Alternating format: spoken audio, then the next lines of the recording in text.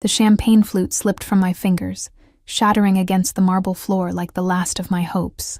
Tiny crystal fragments scattered across the restaurant's dimly lit private dining room, each shard reflecting the golden chandelier light.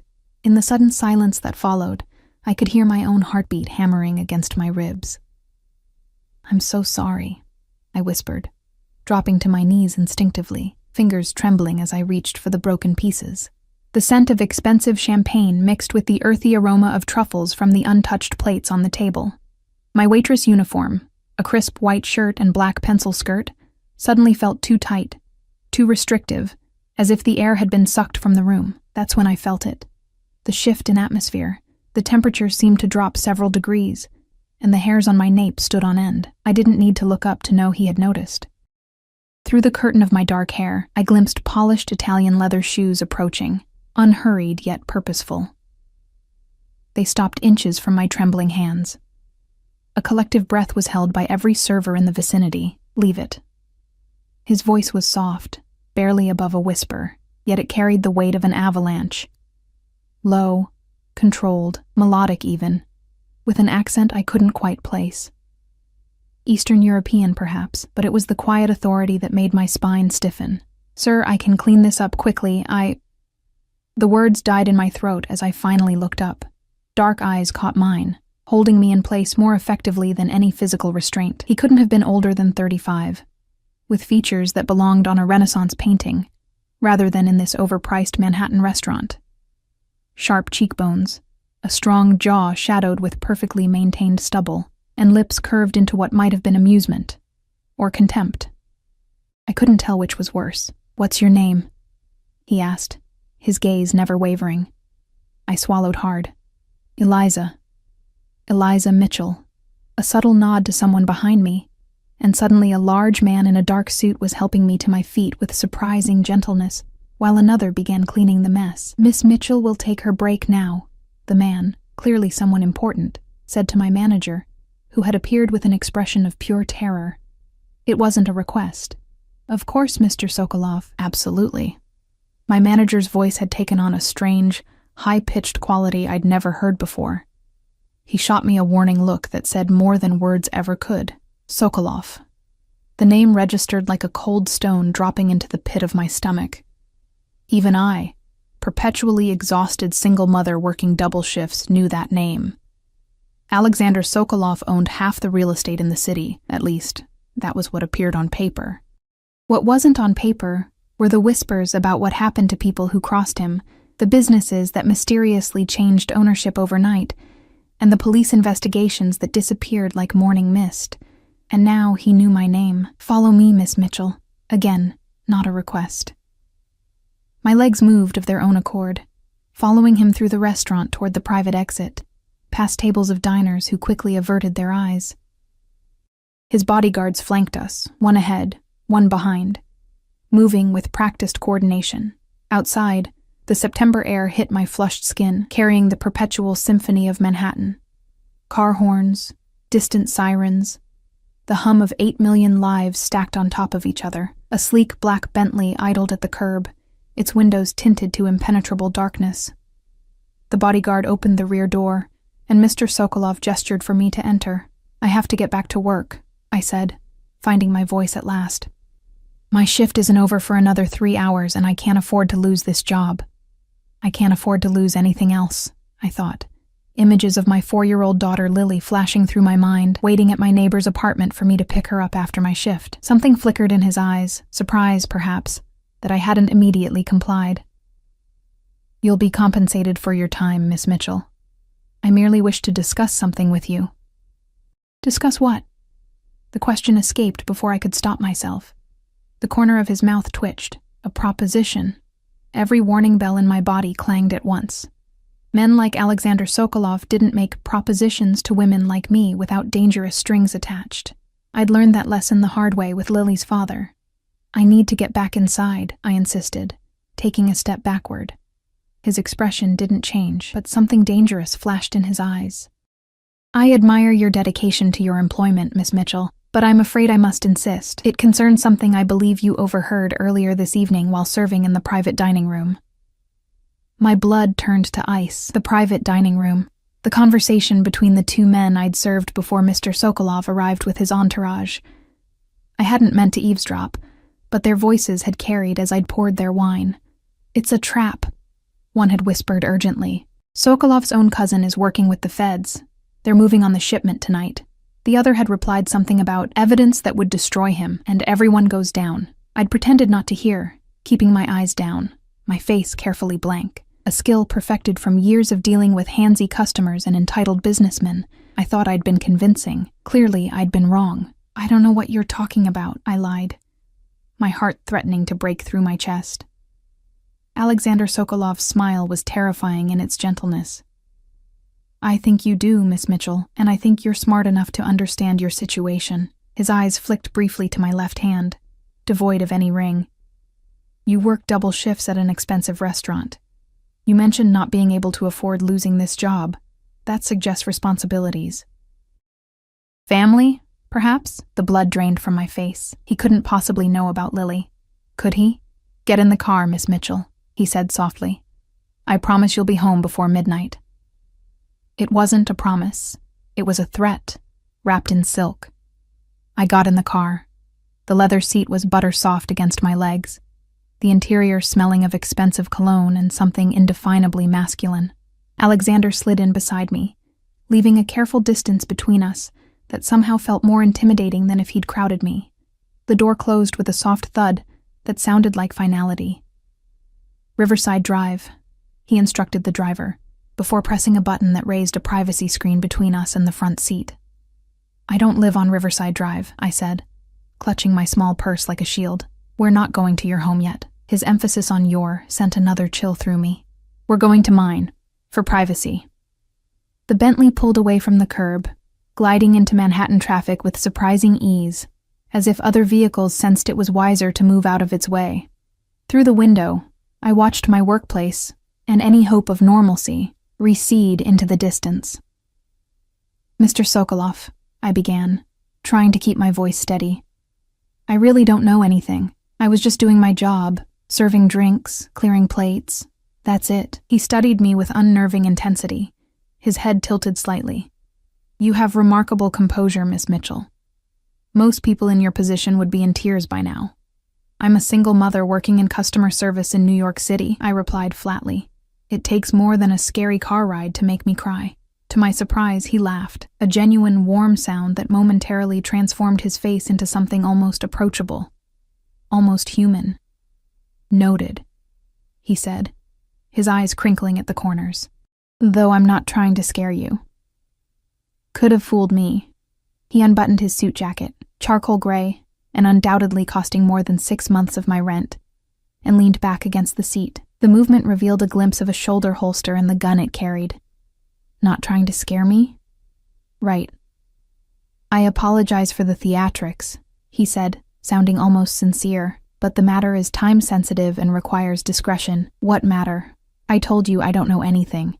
Your eyes dilated when I mentioned the private dining room conversation. "Your pulse." He nodded toward my neck where my carotid artery betrayed me.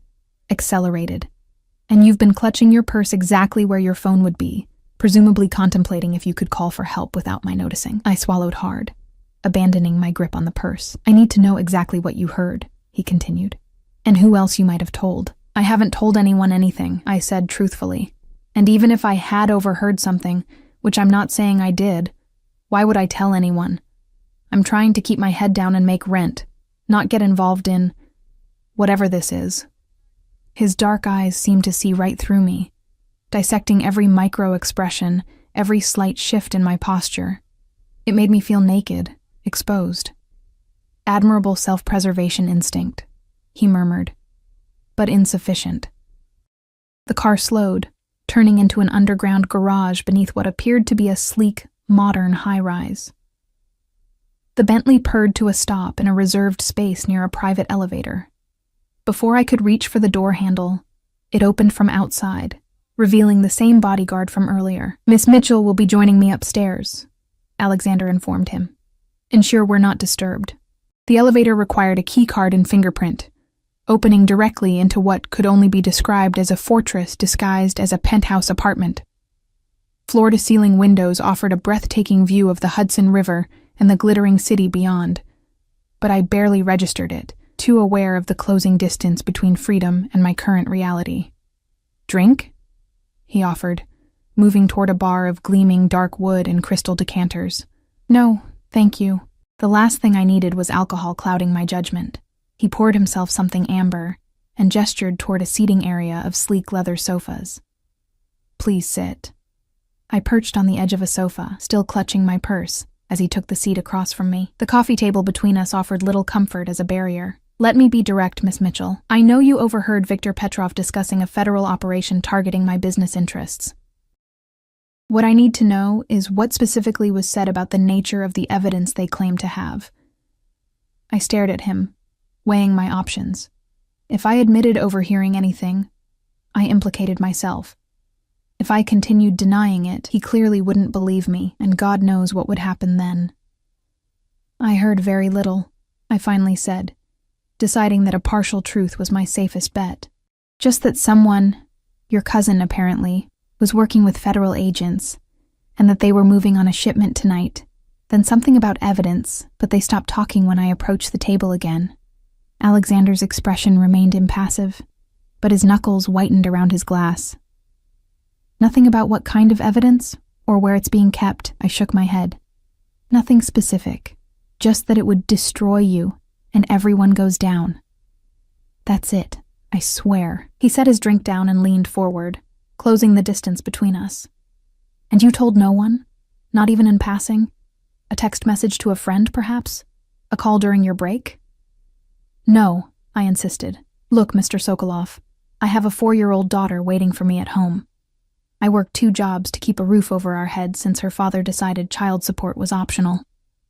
The last thing I need is to get involved in whatever this is. I just want to go home, hug my kid, and pretend this night never happened." Something shifted in his gaze at the mention of my daughter. A softening, perhaps, or a calculation. "What's her name?" he asked unexpectedly. My protective instincts flared. "Why would you ask that?" "Simple curiosity." "Lily," I answered reluctantly. "Her name is Lily." He nodded, as if committing it to memory. "And her father? He's not in the picture?" "No, and I'd like to keep it that way." Alexander stood in one fluid motion, buttoning his jacket. "I believe you, Miss Mitchell, but I'm afraid our association can't end here. What you've overheard puts you in a complicated position." My stomach dropped. "What does that mean?" "It means," he said, retrieving his phone from his pocket, "that until this situation is resolved, you and your daughter will need protection." "Protection? From what?" "From the people who would very much like to see me destroyed. The same people who would not hesitate to use anyone, even a waitress who was in the wrong place at the wrong time, to achieve that goal." Before I could protest, he was speaking rapid-fire Russian into his phone, pacing the length of the window. I caught words that sounded like "secure" and "immediately" before he ended the call. "Mr. Sokolov," I said, rising to my feet, fighting to keep my voice level. "I appreciate your concern, but Lily and I don't need protection. What we need is for me to go home and pretend I never heard anything." He approached me, stopping close enough that I had to tilt my head back to meet his gaze, close enough that I could smell his cologne, something woodsy and expensive, and feel the heat radiating from his body. "I'm afraid that's no longer an option," he said softly. "Viktor Petrov saw you serving that table. If what you overheard is true, then my cousin's federal friends already know about you too. They'll be looking for potential witnesses." "I'm nobody," I insisted. "Just a waitress. They have no reason to. The FBI has been trying to build a case against me for years," he cut me off. "They'll use anyone, anything. And if they can't use you willingly, they'll find ways to compel your cooperation." A chill ran down my spine. "By threatening Lily," I whispered, the realization dawning with horrifying clarity. His eyes darkened. "Yes. But you're doing the same thing right now," I pointed out, anger flaring through my fear. Using my daughter as leverage. To my surprise, he took a step back, something like regret flickering across his features. "I'm offering protection, Miss Mitchell. There's a difference. Is there? Because from where I'm standing, it feels like I've traded one threat for another. His jaw tightened at my accusation, a muscle ticking beneath the smooth skin. For a moment, I thought I'd pushed too far. Then something unexpected happened. Alexander Sokolov sighed, the sound weary and strangely human. "You're not wrong," he conceded, moving back toward the bar to refill his glass. "But my threat, as you call it, comes with a guarantee of safety. Theirs does not." My phone vibrated in my purse, startling me. Mrs. Patel, my elderly neighbor who watched Lily when I worked late. I checked the screen, heart hammering. "Is everything okay? You're usually home by now. Lily is asking for you." "Your daughter?" Alexander asked, watching me closely. I nodded, the reality of my situation hitting me with renewed force. "I need to go home. My neighbor. She's watching Lily, but she's 82 and goes to bed early. You can call her. Tell her there was an emergency at work, that you'll be late." It wasn't a suggestion. With trembling fingers, I dialed Mrs. Patel's number, turning slightly away from Alexander for the illusion of privacy. "Mrs. Patel? It's Eliza." "Yes, I'm so sorry. There was an incident at work." I swallowed hard, the lie bitter on my tongue. "A customer had a medical emergency, and I have to stay to give a statement. Could you possibly keep Lily overnight? I'll pick her up first thing in the morning and pay you extra." The old woman's concerned questions made tears prick at my eyes. She'd been a godsend since I moved into the building 3 years ago, treating Lily like the grandchild she rarely saw. "Yes, I'm fine. Just tired. Thank Lily for the drawing she made me, and tell her I love her to the moon and back." My voice cracked on the familiar phrase, our nightly ritual when I tucked her in. "I'll see you both tomorrow. Thank you so much." I ended the call, blinking rapidly to dispel the moisture threatening to spill from my eyes. When I turned back, Alexander was studying me with an unreadable expression. "You're a good mother," he said quietly. "You don't know anything about me. I know enough." He set down his glass. "We need to leave. My men have reported suspicious activity near your apartment building." Ice flooded my veins. "What? What kind of suspicious activity?" "2 men in an unmarked sedan have been parked across the street for the past hour. They match the description of federal agents who have been surveilling my operations." "How do you know where I live?" I demanded, though the answer was obvious. Of course he would have had me investigated the moment I overheard something I shouldn't have. Instead of answering, he moved to a closet near the entryway, retrieving a dark cashmere coat. "You'll need this. It's colder by the river at night. I'm not going anywhere with you until you tell me exactly what's happening," I insisted, ignoring the proffered coat. "And how my daughter will be protected." His eyes flashed with something that might have been respect. "Your neighbor and daughter are being watched by my security team as we speak. They were in place before you ever stepped foot in my car. If federal agents approach, they'll be intercepted." "Intercepted how?" Visions of gunfire and violence flashed through my mind. I don't want anyone hurt because of me. "My men are under strict orders to observe only," he assured me, still holding out the coat. "Unless direct intervention becomes necessary. Now please, we need to move quickly." The pleading note in his voice, however slight, was what finally convinced me. I took the coat, drowning in its luxurious weight, the sleeves hanging past my fingertips. Alexander reached out, gently rolling them back to free my hands, his fingers brushing against my wrists. The brief contact sent an unexpected shiver through me that had nothing to do with fear. A different elevator took us down to a service area, where another car, this one a nondescript black SUV, waited with the engine running. A different driver, a different bodyguard, the choreography of wealth and power. "Where are we going?" I asked as we pulled away from the building, heading north. "Somewhere safe," was all he said, his attention on his phone, typing rapid-fire messages. After a moment, he turned to me. "I need your keys." "My keys?" "To your apartment. My people need to retrieve some things for you and your daughter."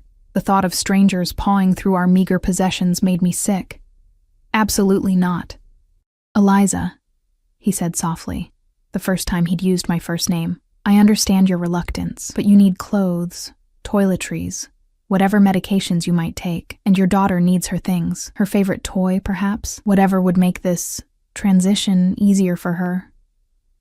I hated that he was right, hated even more the thought of Lily waking up tomorrow in a strange place without Mr. Snuggles, the threadbare teddy bear she'd had since birth.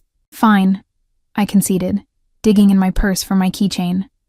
But I'm making a list of exactly what they should get and where to find it. He produced a small notebook and pen from his jacket pocket as I wrote down detailed instructions. Mr. Snuggles on Lily's bed, her favorite purple pajamas in the second drawer, my medication in the bathroom cabinet. I felt a strange sense of surrender washing over me. I was no longer in control of my own life. I handed him the list and keys. If anything happens to her things, it won't, he assured me, tucking both into his pocket before making another call. The city lights blurred past the window as we drove, crossing into what appeared to be Westchester County. Eventually, the urban sprawl gave way to expansive properties set back from the road, hidden behind iron gates and stone walls. The SUV turned onto a private drive, winding through manicured grounds before stopping before a mansion that seemed to have materialized from another century, all stone and ivy and Gothic spires.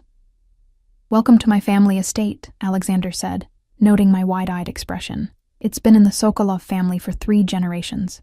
You'll be safe here." A woman waited for us in the grand foyer, tall, blonde, impeccably dressed in a simple black dress and pearls despite the late hour. Her eyes, the same deep brown as Alexander's, assessed me with cool detachment. "This is my sister, Natalia," Alexander introduced us. "She'll show you to your room and make sure you have everything you need for tonight." Natalia's smile didn't reach her eyes. "A pleasure, Miss Mitchell, if you'll follow me." I looked uncertainly at Alexander, who nodded reassuringly. "Get some rest. We'll discuss our next steps in the morning." Reluctantly, I followed Natalia up a sweeping staircase, through corridors lined with what appeared to be original artwork worth more than I'd earn in several lifetimes. She led me to a bedroom larger than my entire apartment, all cream and gold with a 4-poster bed draped in silk. "The bathroom is through there," she said, gesturing to a door. "You'll find toiletries, a robe, everything you might need. My brother's men will bring your things when they arrive." "Thank you," I said awkwardly, still wearing the oversized cashmere coat, feeling wildly out of place in my waitress uniform. Natalia lingered by the door, studying me with undisguised curiosity. "You're not what I expected. What did you expect? Alexander doesn't usually involve himself personally in complications." The way she said complications made it clear exactly what category I fell into. "I didn't ask to be involved," I said stiffly. Something softened in her expression. "No, I don't imagine you did. Good night, Miss Mitchell. The door locks from the inside, if that provides any comfort." After she left, I tested the lock, then systematically explored the room, checking the windows, securely locked, overlooking manicured gardens, the closet, empty save for a few silk hangers, and the bathroom, stocked with products that probably cost more than my weekly grocery budget. Finding no immediate means of escape or communication with the outside world, I sank onto the edge of the bed, the events of the evening crashing over me in waves. I was effectively a prisoner, separated from my daughter, caught in the crosshairs of a power struggle I barely understood. And yet, Alexander Sokolov had not harmed me, had even, in his way, shown concern for Lily's welfare. Was it possible he was telling the truth about protecting us? The alternative was too terrifying to contemplate. Exhaustion overtook me, and I must have dozed off, because the next thing I knew, there was a soft knock at the door. Dawn light filtered through the gauzy curtains, casting the unfamiliar room in a golden glow. For a moment, I couldn't remember where I was, reaching instinctively for Lily before reality came crashing back. The knock came again, more insistent. "Who is it?" I called, voice rough with sleep. "It's Alexander. May I come in? I have your things." I hurried to unlock the door, suddenly conscious of my rumpled appearance after sleeping in my uniform. Alexander stood in the hallway, impeccably dressed in another bespoke suit, this one navy blue. Behind him, a man held several bags, my beat-up duffel and Lily's small pink backpack. "Everything on your list," Alexander assured me, as the man set the bags inside the door and departed without a word. I had them bring a few extra items for your daughter as well. Clothes, books. I wasn't sure what she might need. The unexpected thoughtfulness caught me off guard. Thank you. You're welcome. When you're ready, breakfast is being served in the small dining room. First floor, east wing. Natalia will show you. We have matters to discuss. What about Lily? When can I see her? His expression remained carefully neutral. That's one of the matters we need to discuss. I'll see you downstairs. After he left, I rummaged through the bags, relief washing over me to find Mr. Snuggles tucked safely inside, along with Lily's favorite books, and the blanket my mother had made her before she passed away.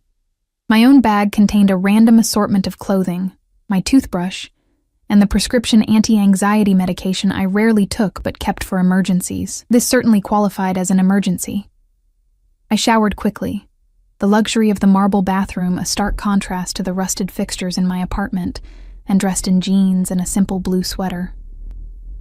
With my damp hair pulled back and the barest minimum of makeup from my purse, I looked almost normal. Almost like a woman who wasn't being held in a mansion by a man who might or might not be a dangerous criminal. Natalia was waiting in the hallway, her smile marginally warmer than the previous night. You look refreshed. The blue suits you. Thanks, I mumbled, following her through the labyrinthine corridors of the mansion. Morning light streamed through stained glass windows, casting colorful patterns on the polished wooden floors. The small dining room turned out to be larger than most restaurants, though only one end of the massive table was set for breakfast. Alexander rose as we entered, pulling out a chair for me adjacent to his own. Coffee? Tea? Coffee, please. Black. A server appeared from nowhere, filling my cup with steaming dark liquid that smelled like heaven. Fresh fruit, pastries, and an assortment of hot dishes were laid out on silver serving trays. My stomach growled embarrassingly. Please eat, Alexander encouraged. You must be hungry. I was starving, but reluctant to show any sign of settling in. Still, I helped myself to some fruit and a croissant, the buttery layers melting on my tongue. Where is my daughter? I asked, setting down my coffee cup with deliberate control. You said we would discuss her this morning. Alexander exchanged a look with Natalia before answering. Your daughter is currently being brought here, along with your neighbor, Mrs. Patel. They left your apartment building an hour ago in one of my cars. My heart leapt. Lily is coming here? Now? Yes. I thought it best to keep you together, given the circumstances. Relief flooded through me, quickly followed by suspicion. What circumstances exactly? You still haven't explained what's really going on. Alexander dabbed his mouth with a napkin, setting it aside before leaning forward, his dark eyes intense. What's going on is that my cousin Mikhail has been working with the FBI for months, feeding them information, planting evidence. Last night, based on what you overheard, they moved on a shipment at the docks that they believed contained illegal weapons. Did it? I couldn't help asking. A ghost of a smile touched his lips. No. It contained luxury furniture from Italy, completely legitimate, but they were convinced otherwise, thanks to Mikhail. Why would your cousin betray you? Money. Power. Revenge. Alexander's expression hardened. Mikhail has always resented that my father chose me to take over the family business after his death. He believes he was entitled to more. The family business being import, export, real estate, investment banking, all legitimate enterprises, despite what the federal authorities might believe. I raised an eyebrow, skepticism evident. If everything is so legitimate, why am I being held here? Why does my daughter need protection? Because Mikhail's deception goes beyond business. He's made it personal. Alexander's hand clenched around his coffee cup. He's planted evidence implicating me in crimes I didn't commit. And he's willing to use anyone, including an innocent waitress and her child, to strengthen his case. What kind of evidence? I pressed. Financial records, altered to suggest money laundering. Communications fabricated to implicate me in smuggling operations. And now potentially a witness. Me? I stared at him, incredulous. But I didn't witness anything illegal. What you witnessed was Viktor Petrov discussing a federal operation with another associate. Viktor works for me, but he's also Mikhail's cousin on his mother's side. I believe he was intentionally having that conversation where you could overhear it. But why? I don't understand. Alexander's eyes never left mine. Because they need someone without direct ties to me, someone who appears innocent and credible to corroborate their fabricated evidence. A single mother working honest jobs to support her child? You're perfect. The implications crashed over me. They set me up to be their witness against you? Yes. And when you disappeared from your shift last night without explanation, you confirmed their suspicions that you had heard something important. His voice softened fractionally. I'm sorry, Eliza. You were drawn into this through no fault of your own. My head spun with the implications. So what happens now? Lily and I just stay here indefinitely? Until I can resolve the situation with Mikhail and clear my name, yes. It's the only way to ensure your safety and your daughter's. I set down my fork, appetite gone. And if I refuse? If I want to leave? Take Lily? And disappear somewhere? The light caught Alexander's eyes as he leaned forward, turning them almost golden. Then I would have no choice but to let you go. But I would strongly advise against it. Mikhail knows who you are, where you live. My resources for protection far exceed what you could manage on your own. A soft knock at the door interrupted us. Natalia rose to answer it, exchanging quiet words with someone in the hallway before turning back to us, her expression softening. Your daughter and Mrs. Patel have arrived, she announced. They're in the west parlor. I was on my feet instantly, heart pounding. Take me to them. Now. Alexander stood as well, adjusting his suit jacket. Of course. But Eliza... He reached out, his fingers gently encircling my wrist. Please don't say anything that might frighten your daughter. As far as she knows, this is a pleasant, unexpected vacation. Let's keep it that way. The touch of his hand on my skin sent an inexplicable warmth spreading up my arm, but I pulled away sharply. Don't tell me how to protect my child. His expression remained impassive, but something flickered in his eyes, hurt, perhaps, or frustration. Without another word, he gestured for me to follow Natalia, who led us through more winding corridors to a sun-drenched room overlooking a garden. And there, building a tower of colorful blocks on a plush carpet, was my daughter. Mommy! Lily's delighted cry tore through me as she abandoned her blocks and ran toward me, her dark curls bouncing, chubby arms outstretched. I dropped to my knees, gathering her against my chest, breathing in the familiar scent of baby shampoo and the indefinable essence that was purely Lily. I missed you so much, baby, I whispered, kissing the top of her head, tears threatening to spill over.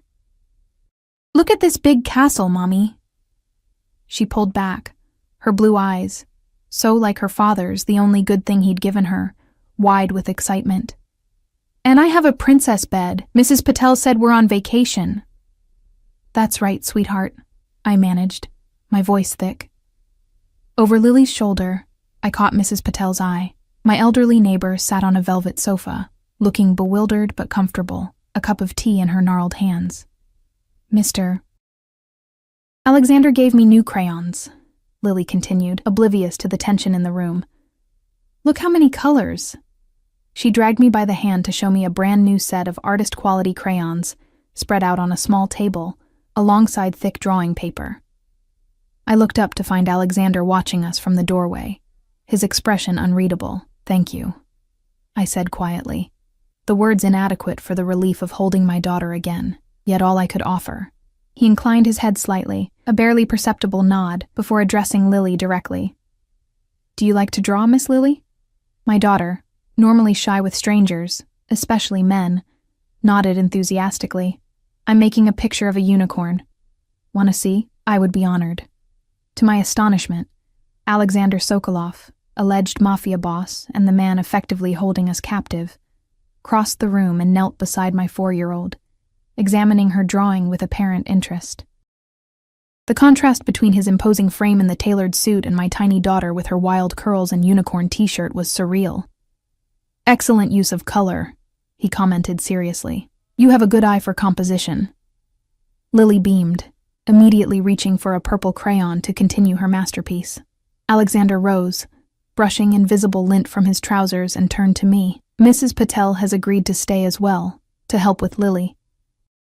I've assured her that her apartment and belongings will be secure in her absence. My eyes narrowed. What exactly did you tell her? Only that you're doing me a professional favor that requires temporary relocation, and that you requested her presence for Lily's comfort.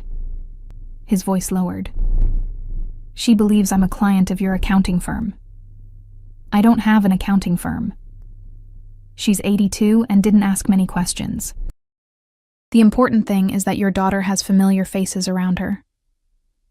I couldn't argue with that logic, however manipulative. Fine. But this can't go on indefinitely. I have bills to pay, work to do. Your financial obligations are being taken care of, he said dismissively, and you'll be compensated generously for your inconvenience.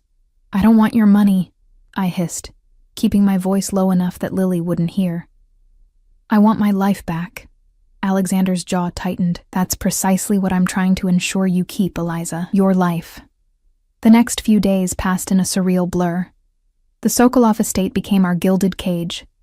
Beautiful, expansive, and utterly isolating. Lily, of course, thought it was magical. She explored the gardens with Mrs. Patel, discovered a room filled with antique toys that Alexander claimed had belonged to his nieces, and even befriended the stern-faced security personnel who patrolled the grounds.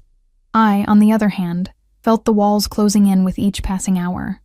My phone had been confiscated for security reasons, replaced with a device that could only call within the estate. The internet access was restricted, the televisions programmed to avoid news channels. We were being protected, Alexander insisted. I felt imprisoned. On our fourth morning, I found him in the library, bent over papers spread across an antique desk. Dawn light slanted through the tall windows, catching the silver at his temples I hadn't noticed before. We need to talk, I announced, closing the heavy door behind me. Alexander looked up, setting aside his reading glasses. The gesture made him seem suddenly human, vulnerable even. Good morning to you too, Eliza. It's been 4 days. I need to know what's happening, when this will end. He gestured to the chair across from him. Please sit. I remained standing. Just tell me. Very well. He leaned back, studying me with those penetrating eyes. My people have identified the evidence Mikhail planted. Digital records primarily, linking me to illegal arms shipments. They're working to trace the fabrication, prove it was manufactured. And how long will that take? Difficult to say. Days. Perhaps weeks. Weeks? My voice rose despite my effort to stay calm. Alexander, I can't stay here for weeks. Lily needs stability, routine. I need to work. I understand your frustration. No, you don't. I cut him off. You have no idea what it's like to be trapped somewhere, dependent on someone else's whims and timeline, to have your entire life upended overnight. Something dark flickered across his features. You might be surprised by what I understand, Eliza. The quiet intensity in his voice made me pause. For the first time, I really looked at him. The subtle tension in his shoulders, the faint shadows beneath his eyes suggesting sleepless nights. What aren't you telling me? I asked, softening my approach. Alexander sighed, gesturing again to the chair. This time I sat. Mikhail's betrayal goes beyond business, he said, choosing his words carefully. It's deeply personal. We were raised as brothers after my uncle, his father, was killed. My father took him in, treated him as his own. And now? He wants to destroy you, I finished. Yes, and he's willing to use anyone, hurt anyone to achieve that. His gaze met mine, unflinching, including you and Lily. A chill ran through me. Has there been a threat, specifically against us? He hesitated just long enough to confirm my fears before answering. My sources indicate that federal agents visited your workplace, your apartment. They're looking for you, asking questions about your relationship with me. But we don't have a relationship. I'd never even met you before that night. Mikhail has suggested otherwise. He's painting a picture of you as my confidant, perhaps more. Someone who has witnessed my alleged criminal activities firsthand. The implications turned my blood cold. That's insane. No one would believe that. People believe what supports their existing narrative. Alexander's voice was gentle, almost sad. The FBI has been trying to build a case against me for years. They're eager to accept Mikhail's fabrications. I pressed my fingertips to my temples, trying to process this new information. So I'm not just a witness now. I'm your accomplice? In their version of events, yes. And what happens when they can't find me to corroborate this story? Won't that weaken their case? Alexander's expression darkened. It would, if they believed you were simply unavailable. But Mikhail has suggested something more sinister. My stomach dropped. What? That I've eliminated a liability. The clinical way he said it, eliminated a liability, sent a shiver down my spine. He's telling them you killed me? Not explicitly. Just raising the possibility that your disappearance might not be voluntary. I leaned forward, gripping the edge of the desk. So let me go. Let me walk into a police station and tell them I'm fine, that I've never witnessed anything illegal, that I barely know who you are, and sacrifice the safety that provides you and Lily? His voice lowered. They wouldn't believe you, Eliza. They'd assume you were coerced, threatened. And they'd be right about one thing: you would be in danger the moment you left my protection. Just not from me. The frustration and fear I'd been battling for days surged to the surface. So this is my life now? Hiding away in your mansion indefinitely? What about Lily's school? My jobs? Everything I've worked for? It won't be indefinite. I promise you that. Alexander stood, moving around the desk until he was beside me. I have people working day and night to unravel Mikhail's deception, to prove the evidence was fabricated. And if they can't? His hand covered mine on the desk, warm, surprisingly calloused for a man of his wealth. They will. I won't allow you and your daughter to pay the price for my family's sins. The sincerity in his voice caught me off guard, as did the simple human contact. How long had it been since someone had touched me with such gentleness? Not since before Lily's father had walked out, claiming parenthood was cramping his lifestyle. Alexander seemed to realize he'd crossed some invisible boundary and withdrew his hand. I've made arrangements for a tutor for Lily, by the way. She mentioned she'll be starting kindergarten soon. I thought perhaps some pre-kindergarten lessons might help maintain that routine you spoke of. The thoughtfulness of the gesture, remembering such a small detail about my daughter, left me momentarily speechless. This man, who could be orchestrating violence and crime from behind his elegant desk, had concerned himself with my 4-year-old's education. Thank you, I said finally. That would be good for her. A tentative smile touched his lips. Excellent. And perhaps there might be something here to occupy your time as well. I understand you studied accounting before Lily was born? I stared at him, astonished. How could you possibly know that? I make it my business to know the people under my protection. The smile widened slightly, and Mrs. Patel is quite talkative when offered premium Earl Grey tea. Despite everything, I felt a reluctant laugh bubble up. I did 2 years of accounting courses at community college. Had to drop out when I got pregnant. The estate's financial manager could use assistance with quarterly reports, if you're interested. The offer dangled between us, a small piece of normalcy, purpose. A way to reclaim some agency in a situation where I had none. I'll think about it, I said, unwilling to concede too easily. He nodded, accepting the boundary. The offer stands. Now, if you'll excuse me, I have a video conference in 10 minutes. As I turned to leave, his voice stopped me at the door. Eliza? I looked back at him. This enigma of a man who had upended my life. I am sorry for all of this.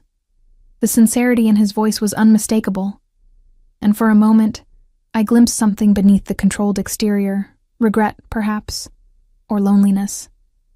I know, I said softly, and left him to his empire of paper and power.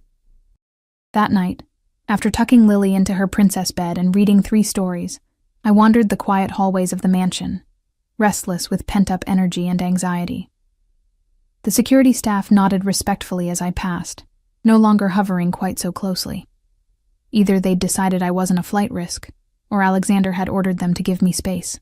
My aimless wandering led me to a balcony overlooking the rear gardens, the night air crisp with approaching autumn. The stars seemed impossibly bright away from the city's light pollution, a canopy of diamonds against velvet blackness.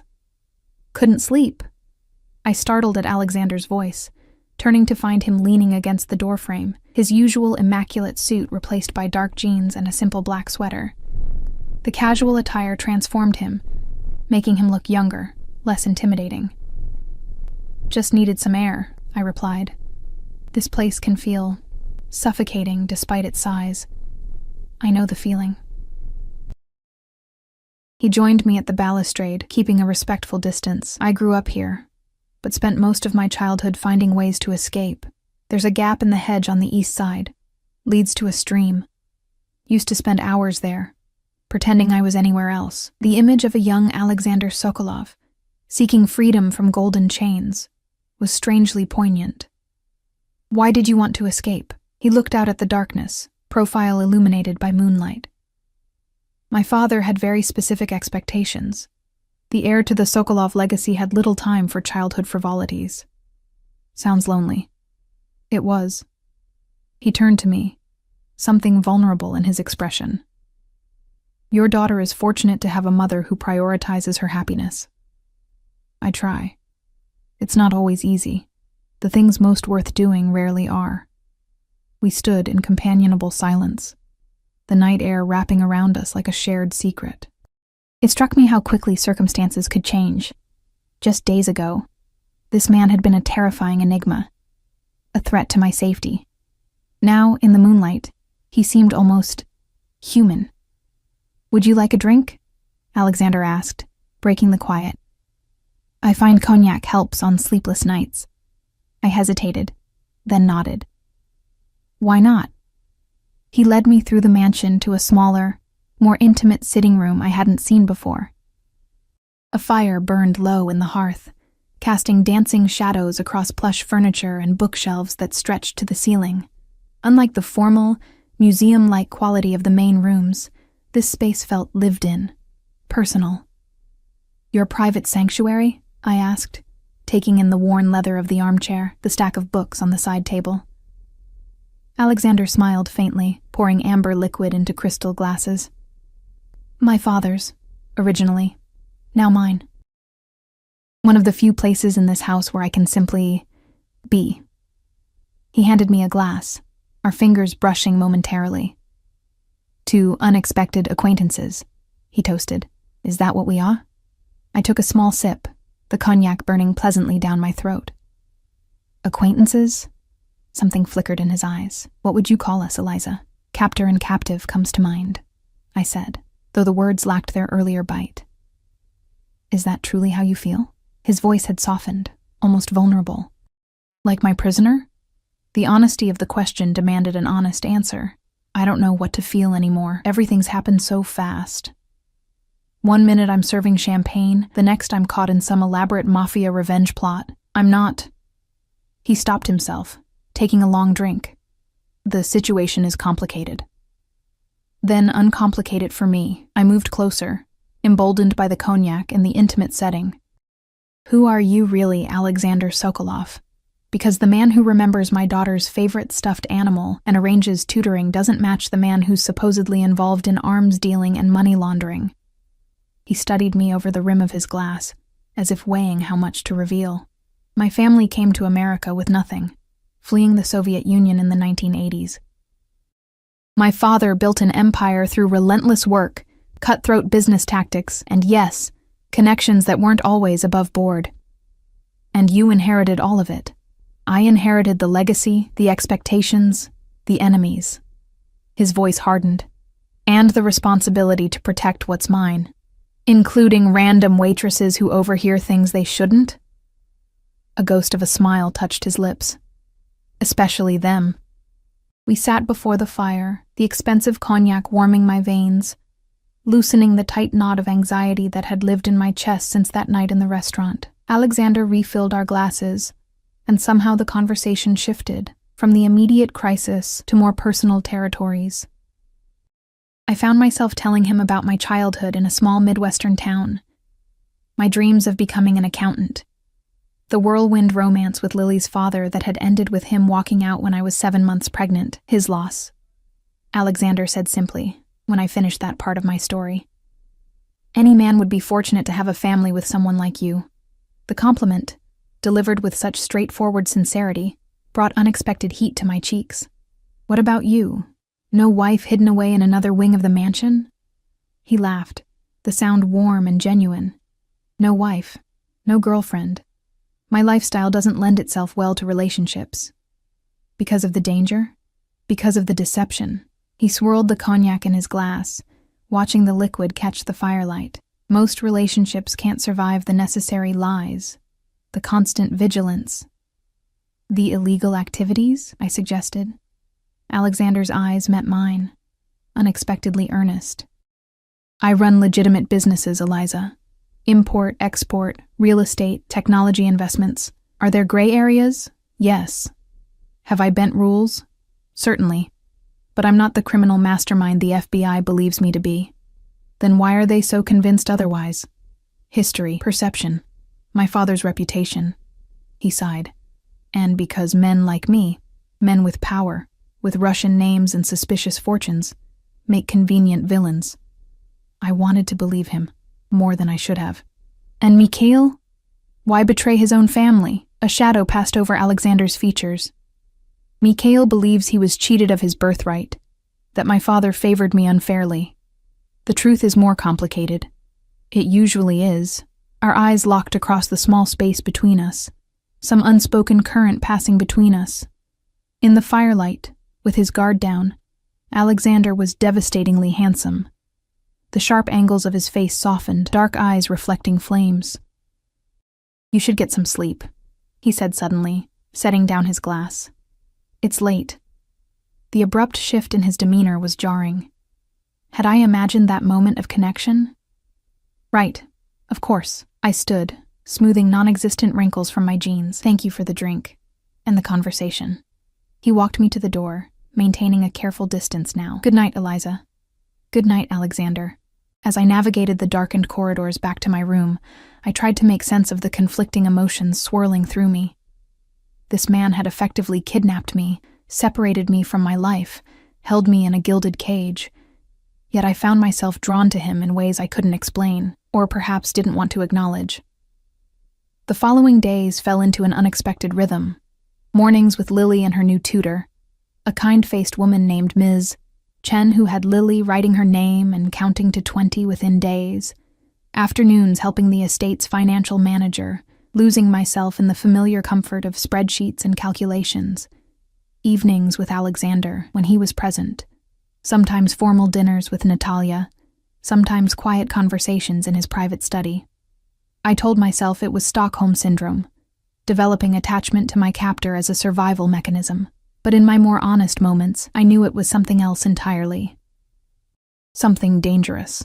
A week after our fireside conversation, everything changed. I was in the garden with Lily, watching her chase butterflies across the manicured lawn, when Natalia appeared, her usual composed expression replaced with tight-lipped concern. "Alexander needs to see you," she said quietly. "Immediately. Mrs. Patel will watch Lily." "What's wrong?"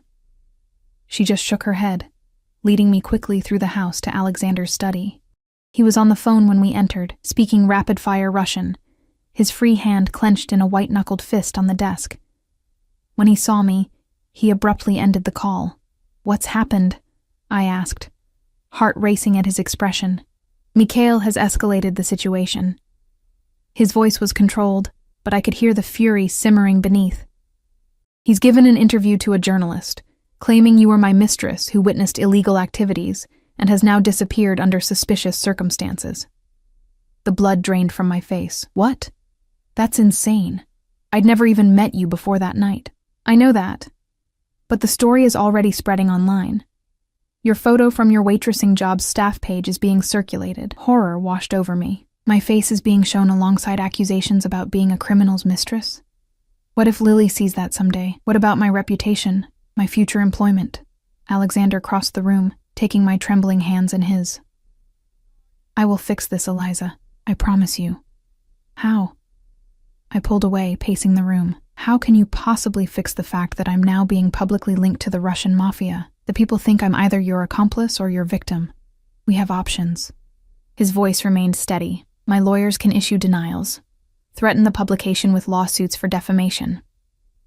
Or what? He hesitated, clearly reluctant to voice the alternative. Tell me, I insisted, or we give them a different story. One that explains your presence here without the criminal implications. A cold realization dawned. You want me to publicly claim I am your mistress? Not mistress, he corrected quickly, but perhaps a new relationship. It would explain your sudden departure from your regular life, your presence here. We could control the narrative. Anger flared, hot and sudden. You want me to pretend to be dating you? To willingly attach my name, and by extension, my daughter's life to yours permanently? Are you insane? It's not ideal, I admit. Not ideal. I laughed, the sound brittle with hysteria. It's absolutely out of the question. I won't have Lily grow up with her mother known as the Mafia boss's girlfriend, real or otherwise. Alexander's jaw tightened. Then what do you suggest? Because right now, the narrative painting you as either my accomplice or my victim is spreading. At least this way, we control the story. I suggest you do what you promised. Find the evidence Mikhail planted, clear your name, and let us go back to our lives. I'm trying, he said, voice raw with frustration. But these things take time, and Mikhail is moving faster than anticipated.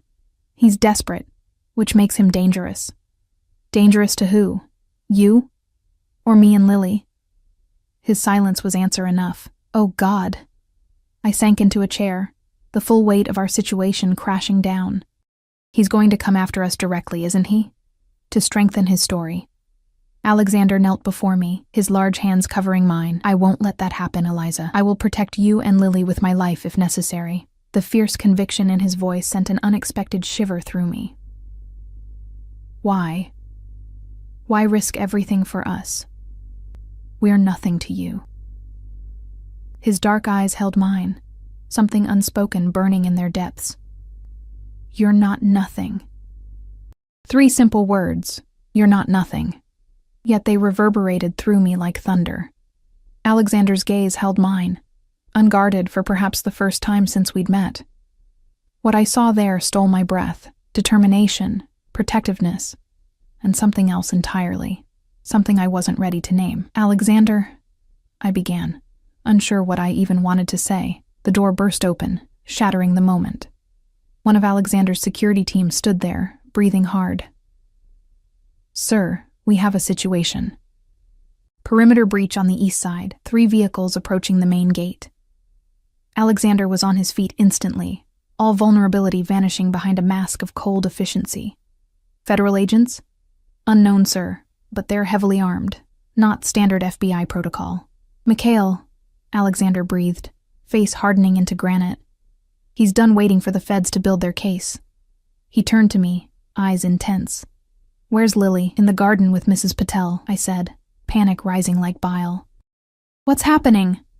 He was already moving, barking orders into a phone. Natalia, lockdown protocol. Get the child and the old woman to the safe room. Now. Safe room?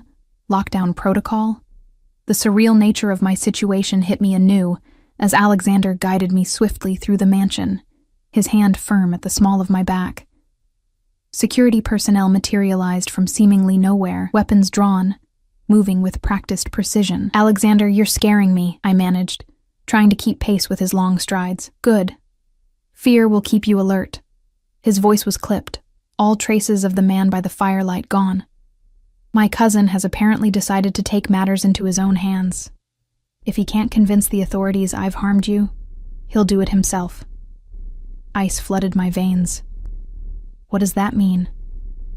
He stopped abruptly, turning to face me, hands gripping my shoulders. It means he's coming to kidnap you, maybe kill you, and blame it on me.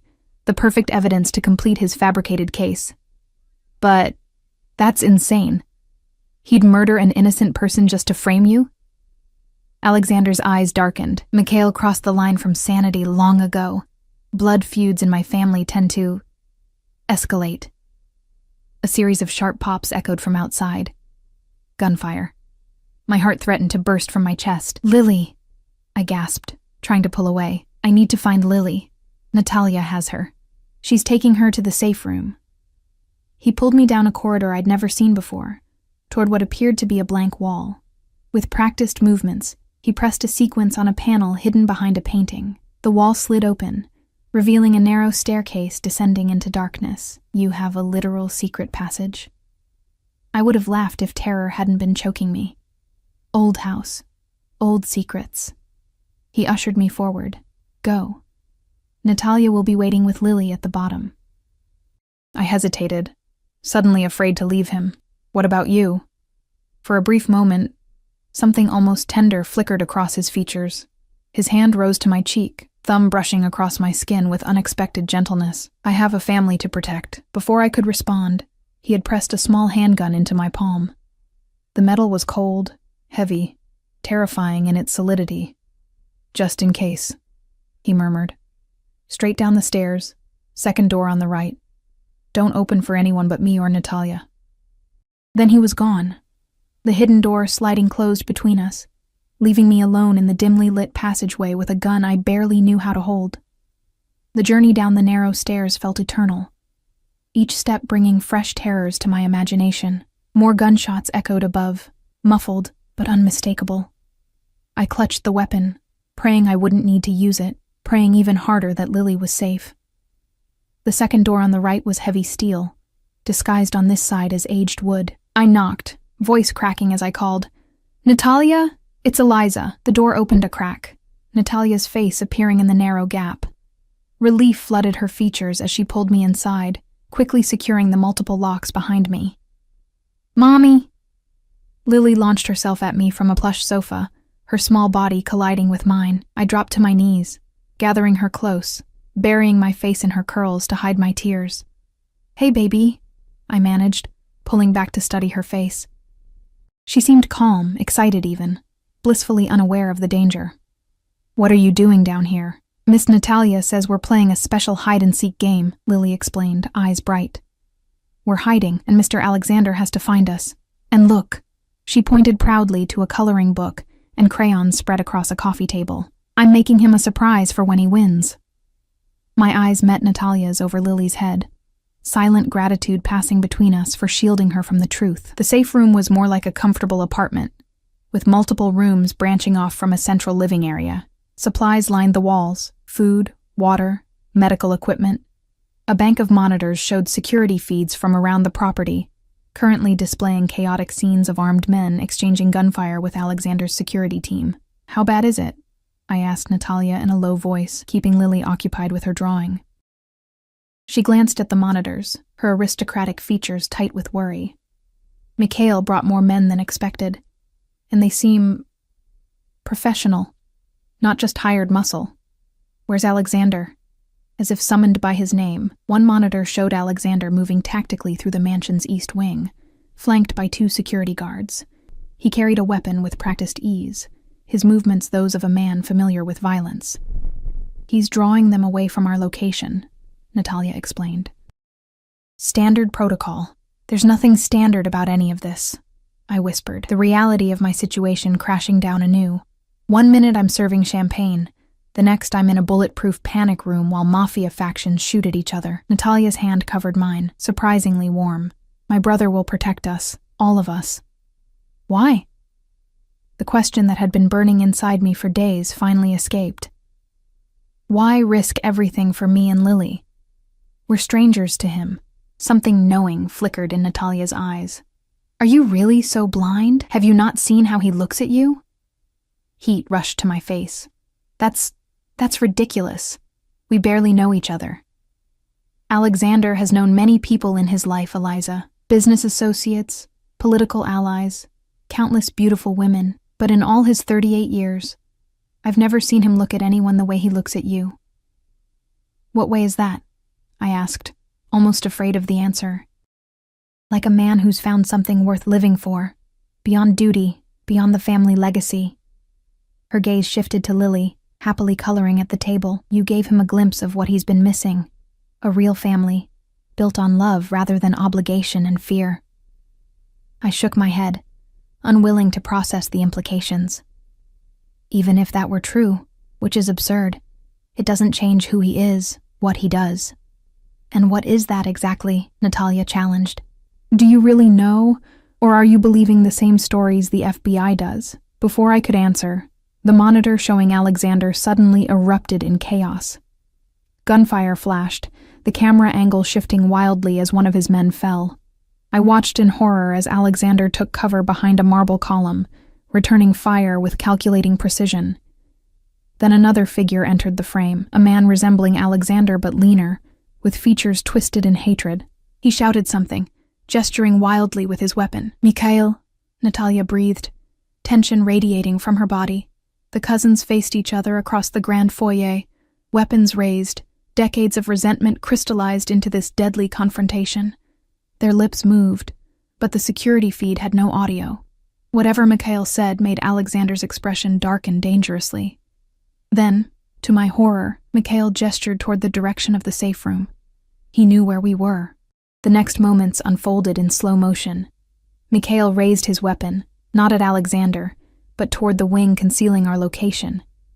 Alexander lunged forward, placing himself in the line of fire.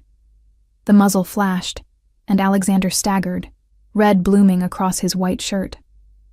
"No!" The cry tore from my throat before I could stop it. On screen, Alexander recovered, returning fire with deadly accuracy. Mikhail crumpled to the floor, weapon clattering away. Alexander stood over his fallen cousin, speaking words we couldn't hear, before turning his attention to his own wound. "He's hurt," I whispered, fear gripping my heart for reasons I wasn't ready to examine. Natalia was already moving to the safe room's communication system. "Medical team to the main foyer," she ordered, her voice calm despite the situation. "Security sweep of all sectors. Confirm hostiles contained." Responses crackled through, confirming that Mikhail's men were either subdued or retreating. The immediate danger had passed, but Alexander's condition remained unknown. The security feed showed him leaning heavily against a wall, hand pressed to his side, crimson seeping between his fingers. "I need to go to him," I said, rising to my feet. "Absolutely not," Natalia countered. "Protocol demands we stay here until—" "I don't care about your protocol," I snapped, glancing at Lily to ensure she was still absorbed in her coloring. "He's injured, possibly dying, because he protected us." Something in my voice must have convinced her, because after a long moment, Natalia nodded. "Stay with the child," she instructed Mrs. Patel, who had been quietly knitting in the corner, seemingly unfazed by the violence on the monitors. "We'll return soon." We navigated the mansion's winding corridors, passing signs of the recent gunfight, shattered vases, bullet holes in priceless artwork, security personnel securing wounded intruders. In the grand foyer, medical staff surrounded Alexander, who was sitting upright despite their attempts to make him lie down. "Stubborn as always," Natalia muttered, but the relief in her voice was palpable.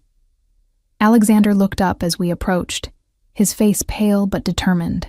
"You should be in the safe room," he admonished, then winced as a medic applied pressure to his wound. "You're shot," I stated flatly, kneeling beside him. "Because of me." "A graze," he dismissed. "Mikhail was always a terrible shot." "And Mikhail?" Natalia asked, glancing at the empty spot where we'd seen him fall. "Alive, unfortunately," Alexander grimaced, "being transported to the boathouse under guard. He'll face consequences for this. Legal ones," he added, seeing my expression. As medics helped Alexander to his feet, his gaze locked with mine. "Are you and Lily all right?" The question, so earnest despite his own injury, broke something inside me. "Why?" I demanded, tears threatening. "Why would you take a bullet for us? Why risk everything?" The crowd around us seemed to fade away as Alexander reached for my hand, clasping it in his blood-stained one. "Because in a lifetime of protecting things, property, business interests, family legacy, I finally found people worth protecting." 3 weeks later, I stood in Alexander's study, watching autumn leaves dance across the manicured lawn through the tall windows. So much had changed since the day of Mikhail's attack. Evidence recovered from Mikhail's home had confirmed Alexander's claims.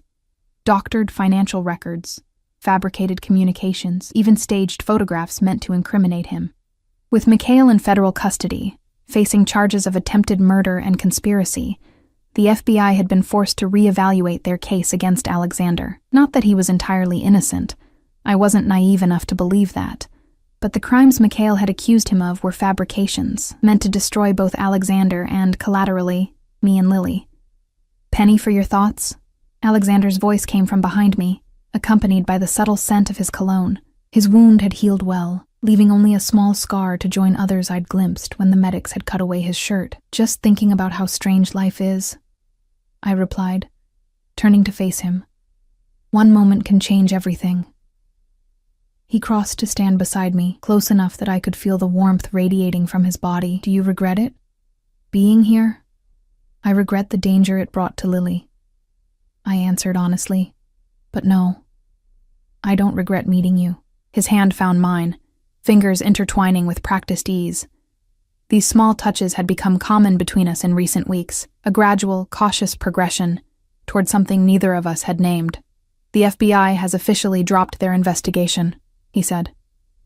"You and Lily are free to return to your apartment whenever you wish." The words should have brought relief. Instead, I felt an unexpected hollowness. "And what if we don't wish to? Not yet, anyway." Alexander's eyes darkened with an emotion I was finally ready to acknowledge. "Then you would make me very happy." "Lily loves it here," I said carefully. "She'd miss her tutor, the gardens.